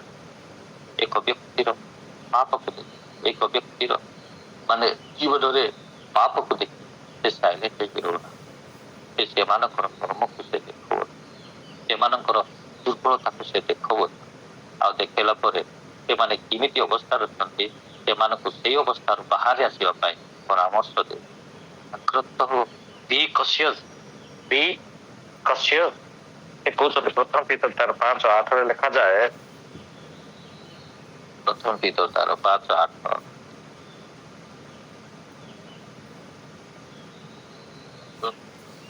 ସଚେତନ ହୋଇ ଜାଗ୍ରତ ରୁହ, ତୁମମାନଙ୍କ ବିପକ୍ଷ ସିଂହ ପ୍ରାୟ ଗର୍ଜନ କରି କାହାକୁ ଗ୍ରାସିବ ଖୋଜି ବୁଲୁଅଛି। ଦେଖନ୍ତୁ ଏଠାରେ ମଧ୍ୟ ଲେଖାଯାଏ ଜାଗ୍ରତ ହେବା। ଆମେ ବିଶ୍ୱାସରେ ଜାଗ୍ରତ ହେବା ଦରକାର। ଆମ ବିଶ୍ୱାସ କେମିତି ଆଜି ଅଛି, ଆମେ ବିଶ୍ୱାସକୁ କର୍ମରେ ପ୍ରକାଶ କରୁଛୁ। ଏଠା ଲେଖାଯାଏ ତୁମର ଶତ୍ରୁ ପ୍ରତି ତୁମେ ଜାଗ୍ରତ, ଶୈତାନ ପ୍ରତି ଆମେ ଜାଗ୍ରତ ହେବା ବିଷୟରେ ଲେଖାଯାଏ। ଏଇଠାରେ ଆମେ ପଢ଼ିଅଛୁ ଯେ ସଚେତନ ହୋଇ ଜାଗ୍ରତ, ତୁମମାନଙ୍କର ବିପକ୍ଷ ଶୈତାନ ସିଂହ ପ୍ରାୟ ଗର୍ଜନ କରି କାହାକୁ ଗ୍ରାସିବ ତାହା ଖୋଜି ବୁଲୁଅଛି। ଶୈତାନ ବାଘ ଯେପରି ମେଣ୍ଢା ଛୁଆମାନଙ୍କୁ ଗ୍ରାସ କରେ, ସେହିପରି ଗ୍ରାସ କରିବା କଥା ଏଠାରେ ଲେଖାଯାଏ।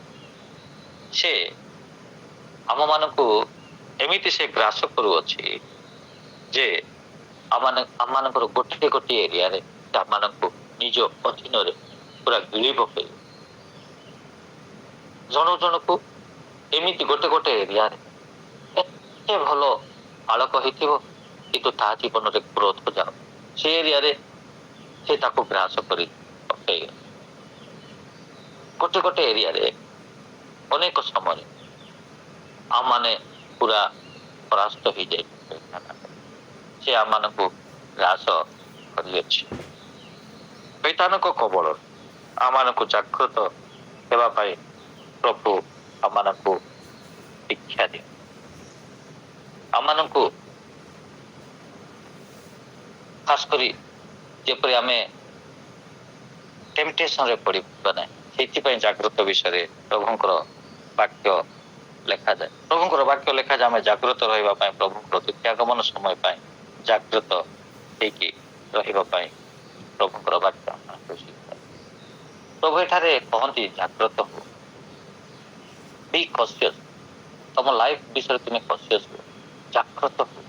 ତମେ କୋଉ ଲେଭେଲରେ ସେଇ ବିଷୟରେ ଆମେ ଜାଗ୍ରତ ହେବା ଦରକାର। ୱାନ୍ସ ଅଗେନ୍ ପୁନର୍ବାର ମୁଁ ରିପିଟ କରିବା ପାଇଁ ଚାହେଁ, ଆମେ ଶୁଣୁଛୁ ଈଶ୍ୱରଙ୍କ ବାକ୍ୟ ଶ୍ରବଣ କରୁଅଛୁ, କିନ୍ତୁ ତଥାପି ପ୍ରଭୁ ଯୋଉ ଏରିଆରେ ସେମାନେ ଅଛନ୍ତି ଇମ୍ପ୍ଲିମେଣ୍ଟ କରୁନାହାନ୍ତି ବାକ୍ୟକୁ କର୍ମରେ, ସେଥିପାଇଁ ସେମାନଙ୍କୁ ଜାଗ୍ରତ ହେବା ପାଇଁ କହୁଅଛନ୍ତି। ତା ସ୍ମରଣ କରି ପାଳନ କର ଓ ମନ ପରିବର୍ତ୍ତନ କର, ଯଦି ଜାଗ୍ରତ ନ ହୁଅ। ଦେଖନ୍ତୁ ପ୍ରଭୁ କହନ୍ତି everything has it's on consequence. ଆମେ ଯଦି ଜାଗ୍ରତ ହେବା କଣ ହେବ, ଆମେ ଯଦି ଜାଗ୍ରତ ହେବା ନାହିଁ କଣ ହେବ, ତାହା ତଳେ ଲେଖ। ପ୍ରଭୁଙ୍କର କାମ ସେ କରିବେ, ସେ ଜଣେଇ ଅଛନ୍ତି। କାରଣ ପ୍ରଭୁ ତାହାଙ୍କ ଲୋକମାନଙ୍କର ସେମାନଙ୍କ ବିଷୟ ନ ଜଣେଇକି କିଛି କରିବେ ନାହିଁ। ଫାଇନାଲ ଜଜମେଣ୍ଟ ପୂର୍ବରୁ ଏଇଟା ପ୍ରଭୁ ସେମାନଙ୍କୁ ସେକେଣ୍ଡ ଚାନ୍ସ ଦେବେ। ସେମାନେ ଜାଣିଛନ୍ତି ମଣ୍ଡଳୀ ସିଦ୍ଧ ହେବା ଦରକାର। ପ୍ରଭୁ ଯେପରି ସିଦ୍ଧ ସେହିପରି ସେ ସିଦ୍ଧ ହେବା ଦରକାର, ସେ ଜାଣିଅଛନ୍ତି। ମଣ୍ଡଳୀ କଣ ଜାଣିନାହିଁ? 2 ପଦ ଲେଖା ଯେ ଜାଗ୍ରତ ହୁଅ, ଲୁପ୍ତ ପ୍ରାୟ ଅବଶିଷ୍ଟ ବିଷୟ ସବୁକୁ ସ୍ମରଣ କର, କାରଣ ଆମେ ତୁମର କର୍ମ ସବୁ ଆମର ଈଶ୍ୱରଙ୍କ ସାମରେ ସିଦ୍ଧ କରିଦେବୁ ବୋଲି ଦେଖି ମଣ୍ଡଳୀ ଯେ ସିଦ୍ଧ ହେବା ଦରକାର। ଖ୍ରୀଷ୍ଟ ଯେପରି ସିଦ୍ଧ, ଆମ ପରମେଶ୍ୱର ଯେପରି ସିଦ୍ଧ, ସେହିପରି ସିଦ୍ଧ ହେବା ଦରକାର। ସେଇଟା ମଣ୍ଡଳୀ ଜାଣି, ଆପଣ ଜାଣିଛନ୍ତି ମୁଁ ଜାଣି, କାରଣ ଆମେ ସିଦ୍ଧ ବିନା ପ୍ରଭୁଙ୍କ କତିକୁ ଯାଇପାରିବା ନାହିଁ। ପ୍ରଭୁଙ୍କର ଇଚ୍ଛା ଆମେ ସିଦ୍ଧ। କେତେବେଳେ ଆମେ ସିଦ୍ଧ ହେବା? ଯେତେବେଳେ ଈଶ୍ୱରଙ୍କର ବାକ୍ୟ ମାନଙ୍କ ଡେ ଟୁ ଡେ ଲାଇଫରେ କାର୍ଯ୍ୟରେ ପ୍ରକାଶ କରିବା, ସେତେବେଳେ ଆମେ ସିଦ୍ଧ ହେଇଯିବା। ଯେମିତି ପ୍ରଥମ ପିତର ପାଖରେ ପିତର ଠାରେ ଲେଖାଯାଏ, ସେଠାରେ ଲେଖାଯାଏ ତୁମେ ଏଇ ମନ୍ଦ ସବୁ ମାନେ ପରିତ୍ୟାଗ କରି ଗୋଟେ ମୁଁ ପଢିଦେଉଛି ମନେ ପଡୁନାହିଁ। ପ୍ରଥମ ପିତର 2:8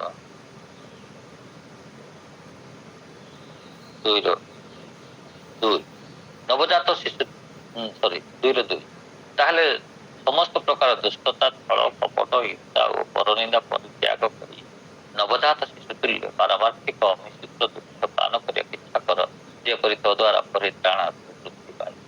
ପରିତ୍ରାଣାର୍ଥ ବୃଦ୍ଧି ପାଇବ। ଆମେ ଦିନକୁ ଦିନ ଯେତେବେଳେ ଆମେ ସିଦ୍ଧ ଆଡ଼କୁ ଯିବା ପାଇଁ ଚାହୁଁ, ତେବେ ଦୁଇଟା କାମ କରିବାକୁ ପଡିବ। ଗୋଟେ ହେଉଛି ଯୋଗ, ଆଉ ଗୋଟେ ହେଉଛି ବିୟୋଗ। ତ୍ୟାଗ, ପରିତ୍ୟାଗ ଆଉ ଯୋଗ, ଏଇ 1 ଆଉ 2 ପଦରେ ଆପଣ ଯୋଉ ଦେଖିବେ ଯୋଗ ଆଉ ବିୟୋଗ ବିଷୟରେ ଲେଖା ହେଇଛି। କିଛିଟା ବିଷୟ ଆମକୁ ବିୟୋଗ କରିବାକୁ ପଡିବ, ଡିଲିଟ୍ କରିବାକୁ ପଡିବ, ଇରେଜ କରିବାକୁ ପଡିବ, ତାକୁ ଏଲିମିନେଟ କରିବାକୁ ପଡିବ ଲାଇଫରୁ। ଆଉ କେତେଟା ବିଷୟକୁ ଆମେ ଯୋଗ, ଈଶ୍ୱରଙ୍କର ବାକ୍ୟକୁ ଯୋଗ କରିକି ଯିବାକୁ ପଡିବ। ଈଶ୍ୱରଙ୍କର ଜ୍ଞାନ ବୁଦ୍ଧିକୁ ଯୋଗ କରିକି ତାକୁ ଇମ୍ପ୍ଲିମେଣ୍ଟ କରିବାକୁ ହେବ। ତେବେ ଆମେ ଦିନକୁ ଦିନ ପ୍ରଭୁଙ୍କର ବାକ୍ୟ ଅନୁସାରେ ଆମେ ସିଦ୍ଧ ହେଇକି ଯିବା। ମୁଁ ମିଟିଂରେ ରିସେଣ୍ଟଲି ମୋର ପଟେ କହୁଥିଲି, ଆମମାନଙ୍କ ଜୀବନରେ 2ଟା ଆକାଉଣ୍ଟ ଅଛି।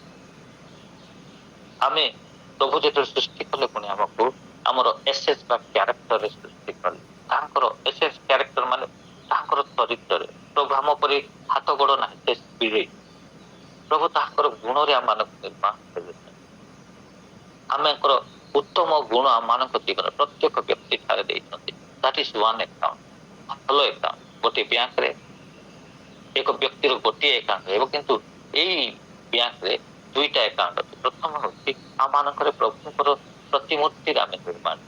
ଆମେ ଜାଣିଛୁ ଭଲ କଣ, ଆମେ ଜାଣିଛୁ ପ୍ରଭୁଙ୍କର ବାକ୍ୟ କଣ, ଏଇଟା ହେଉଛି ଗୋଟିଏ ଆକାଉଣ୍ଟ। ଆଉ ଗୋଟେ ଆକାଉଣ୍ଟ ହେଉଛି ପ୍ରଭୁଙ୍କର ବାକ୍ୟକୁ ଦାଉଦ କହନ୍ତି, ପ୍ରଭୁ ମାତାଙ୍କ ଉତ୍ତରରୁ ଆମେ ପାପ ନେଇକି ଆସିଛୁ। ଆଉ ଗୋଟେ ବି ଆକାଉଣ୍ଟ ଆମ ଶରୀରରେ ଅଛି, ପାପ ଧାରଣ କରି ଆମେ ଅଛୁ। ଆମ ଠାରେ ଇଚ୍ଛା ଅଛି, ଏଥିପାଇଁ ଆମେ ଟ୍ରେନିଂ କରୁଛୁ। ଆମ ଠାରେ ମିଥ୍ୟା ଅଛି, ଏଥିପାଇଁ ଟ୍ରେନିଂ ସ୍କୁଲରେ ଆମେ ଟ୍ରେନିଂ କରୁନୁ। ବାପା ମା ମାନଙ୍କୁ ଶିଖି ନାହାନ୍ତି ଈର୍ଷା, ଅହଙ୍କାର, ଘୃଣା, କାମୁକତା, ପର ନିନ୍ଦା, ପର ଚର୍ଚ୍ଚା, ଜଣକୁ ଖରାପ ଦୃଷ୍ଟିରେ ଦେଖିବା, ବେଶ୍ୟା କର୍ମ କରିବା। These are one side account. ଏଗୁଡାକ ଅନ୍ୟ ଆକାଉଣ୍ଟ ଆମ ପାଖରେ ଅଲରେଡି ଅଦର ସାଇଡ ପ୍ରଭୁଙ୍କର ବାକ୍ୟର ଆକାଉଣ୍ଟ, ପ୍ରଭୁଙ୍କର ଏସେନ୍ସ ବା କ୍ୟାରେକ୍ଟର ଆକାଉଣ୍ଟ ପାଖରେ। ଏଇ ଭିତରୁ ଗୋଟିଏ ଆକାଉଣ୍ଟ ଆମେ ଡିଲିଟ କରି ଯିବାକୁ ପଡିବ, ଆଉ ଗୋଟେ ଆକାଉଣ୍ଟକୁ ଆମେ ଯୋଗ କରି ଯିବାକୁ ପଡିବ। ତେବେ ଏଇ ବାକ୍ୟ ଅନୁସାରେ ପ୍ରଭୁଙ୍କ ଛାମୁରେ ଆମେ ସିଦ୍ଧ ବୋଲି until unless we have not deleted our bad account, ଖରାପ ଆକାଉଣ୍ଟକୁ ଆମେ ଖାଲି କରୁଛୁ, ଆଉ ତାକୁ ଆମେ maximum try କରିବା before our physical death. We should try our level best to make it zero account. zero account କରିବାକୁ ପଡିବ। ତେବେ ଆମେ ପ୍ରଭୁଙ୍କ ଦୃଷ୍ଟିରେ ସିଦ୍ଧ ହେଇପାରିବା। ଈଶ୍ୱରଙ୍କ ଛାମୁରେ ଆମେ ସିଦ୍ଧ ବୋଲି ଦେଖା ଯିବା। କିନ୍ତୁ ଦୟାଳ ସାଗର ପରମେଶ୍ୱର ସେ ଆମମାନଙ୍କୁ ଡାଇରେକ୍ଟ ଦଣ୍ଡ ଦିଅନ୍ତି। ଏଇ ଚରିତ୍ର ମତେ ବହୁତ ମୋର ମାନେ ଆଖିରେ ମୋର ଛବିରେ ପ୍ରଭୁଙ୍କର ଚରିତ୍ର ଆସିଛି।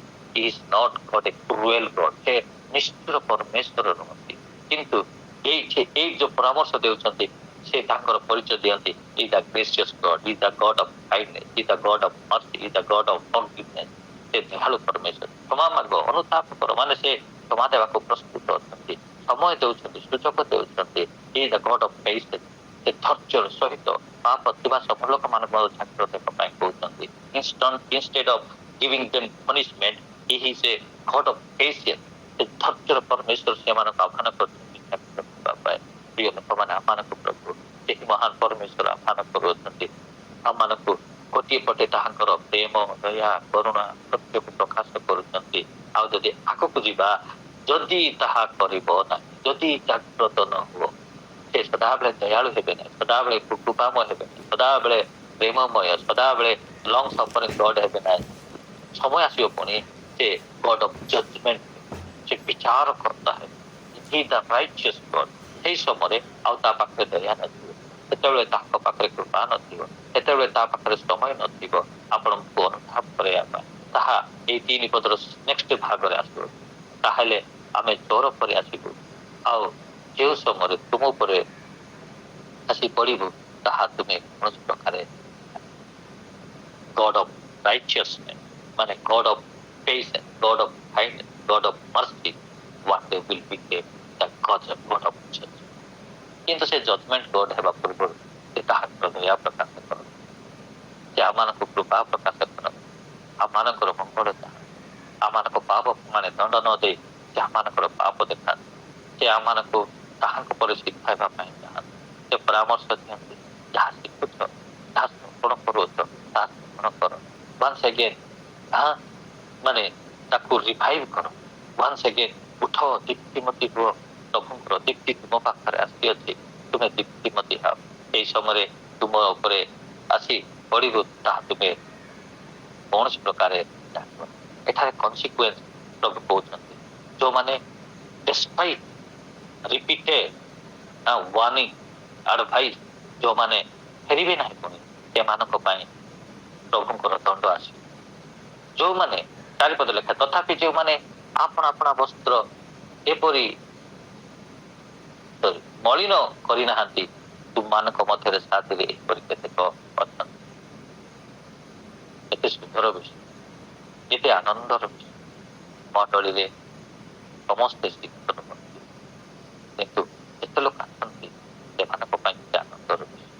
ପ୍ରଭୁ ହିଁ ଜାଣନ୍ତି ମଣ୍ଡଳରେ କିଏ ଶିଖନ୍ତି, କୋଉମାନେ ଶିଖ ବୋଲି ଆମେ ଜାଣିପାରିବା, ଯୋଉମାନେ ଶୁଣୁଛନ୍ତି ଆଉ ପାଳନ କରୁଛନ୍ତି। ଯୋଉମାନେ ପ୍ରଭୁଙ୍କର ବାକ୍ୟ ଶୁଣି ପାଳନ କରୁଛନ୍ତି, ପ୍ରଭୁଙ୍କ ଦୃଷ୍ଟିରେ ସେମାନେ ଶିକ୍ଷା ପ୍ରକାଶିତ କରୁଛନ୍ତି, ଆଉ ସେମାନଙ୍କୁ ସାର୍ଟିଫାଇ କରୁଛନ୍ତି, ସେମାନଙ୍କୁ ସାର୍ଟିଫିକେଟ ଦେଉଛନ୍ତି। ଯେଉଁମାନେ ଆପଣା ଆପଣା ବସ୍ତ୍ର ମଳିନ କରିନାହାନ୍ତି, ସେମାନେ ମଳିନହୀନ ବସ୍ତ୍ର ପରିଧାନ କରିଛନ୍ତି ବୋଲି ପ୍ରଭୁ ସେମାନଙ୍କୁ ସାର୍ଟିଫିକେଟ ଦେଉଛନ୍ତି।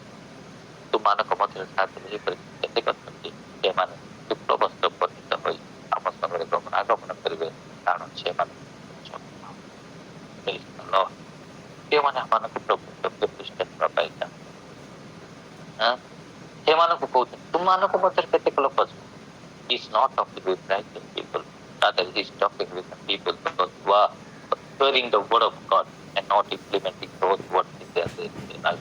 He is giving them advice, being a God of faith, God of love, God of kindness। ସେ ତାଙ୍କର ହିସାବରେ ସେମାନଙ୍କୁ ସେ ପରାମର୍ଶ ଦେଉଛନ୍ତି।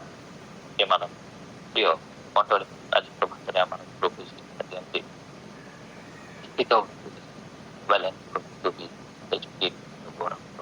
ପ୍ରଭୁଙ୍କର ବାକ୍ୟ, କିନ୍ତୁ ତାଠାରୁ ସବୁଠୁ ବଡ ଉତ୍ତମ ହଉଛି ତାକୁ let us try our level best, deliberate best, let us try our level best to bring the word of God in our in action, in our day-to-day life।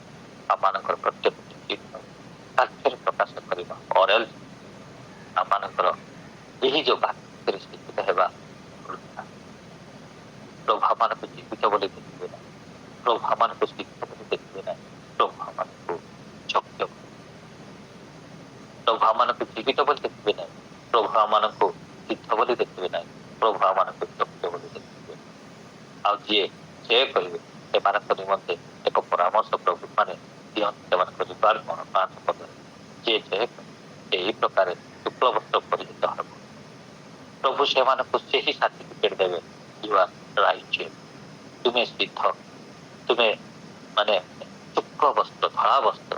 ଆଉ ଆମେ ଜୀବନ ପୁସ୍ତକରୁ ତାହାର ନାମ କୌଣସି ପ୍ରକାରେ ଲୋପ ନ, ଯୋଉ ଆମେ ଯେତେବେଳେ ପ୍ରଭୁଙ୍କ ପାଖକୁ ଆସୁ, ଜୀବନ ପୁସ୍ତକରେ ଆମର ନାମ ଲେଖାଯାଏ, କିନ୍ତୁ ଯୋଉମାନେ ଯୋଗ୍ୟ ସେମାନଙ୍କର ନାମ ଲେଖାଯିବ, ଯୋଉମାନେ ଅଯୋଗ୍ୟ ସେମାନଙ୍କର ନାମ କଟାଯିବ, ତାହାର ନାମ କୌଣସି ପ୍ରକାରେ ଲୋପ ପାଇବ।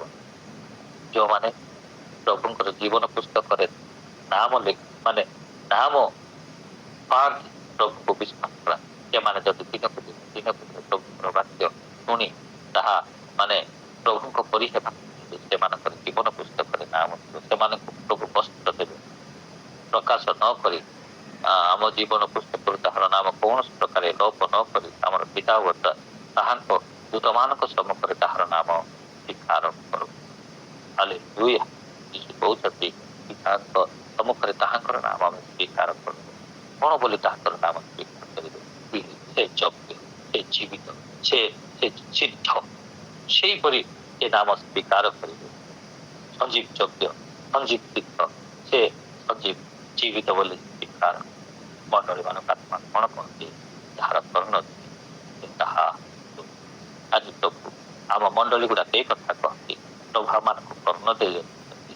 ଆମେ ଶୁଣିବା ଦରକାର, ଏସବୁ ବିଷୟ ଆମେ ଜାଣିବା ଦରକାର। ଆମେ ଖ୍ରୀଷ୍ଟିଆନ ହେଇଛୁ, ଖ୍ରୀଷ୍ଟିଆନ ହେବା ପାଇଁ 40 ବର୍ଷ, 50 ବର୍ଷ, 60 ବର୍ଷ, 70 ବର୍ଷ ପାଇଁ ଆମେ ଖ୍ରୀଷ୍ଟିଆନ ହେଇନୁ। ଆମେ ଖ୍ରୀଷ୍ଟିଆନ ହେଇଛୁ ଖ୍ରୀଷ୍ଟଙ୍କ ସହିତ ସବୁଦିନ ବିଚ୍ଛିନ୍ନ ରହିବା ପାଇଁ, ପ୍ରତି ମାନେ ଅନନ୍ତ କାଳ ରହିବା ପାଇଁ ଆମେ ପ୍ରଭୁ ମାନଙ୍କୁ ଗୋଟିଏ ପରାମର୍ଶ ଦିଅନ୍ତି, ଆପଣ ସିଦ୍ଧ ହୁଅ, ଆପଣ ଜୀବିତ, ଆପଣ ଯୋଗ୍ୟ। এই অল্প বাক্যের প্রভাব সমস্ত আশীর্বাদ।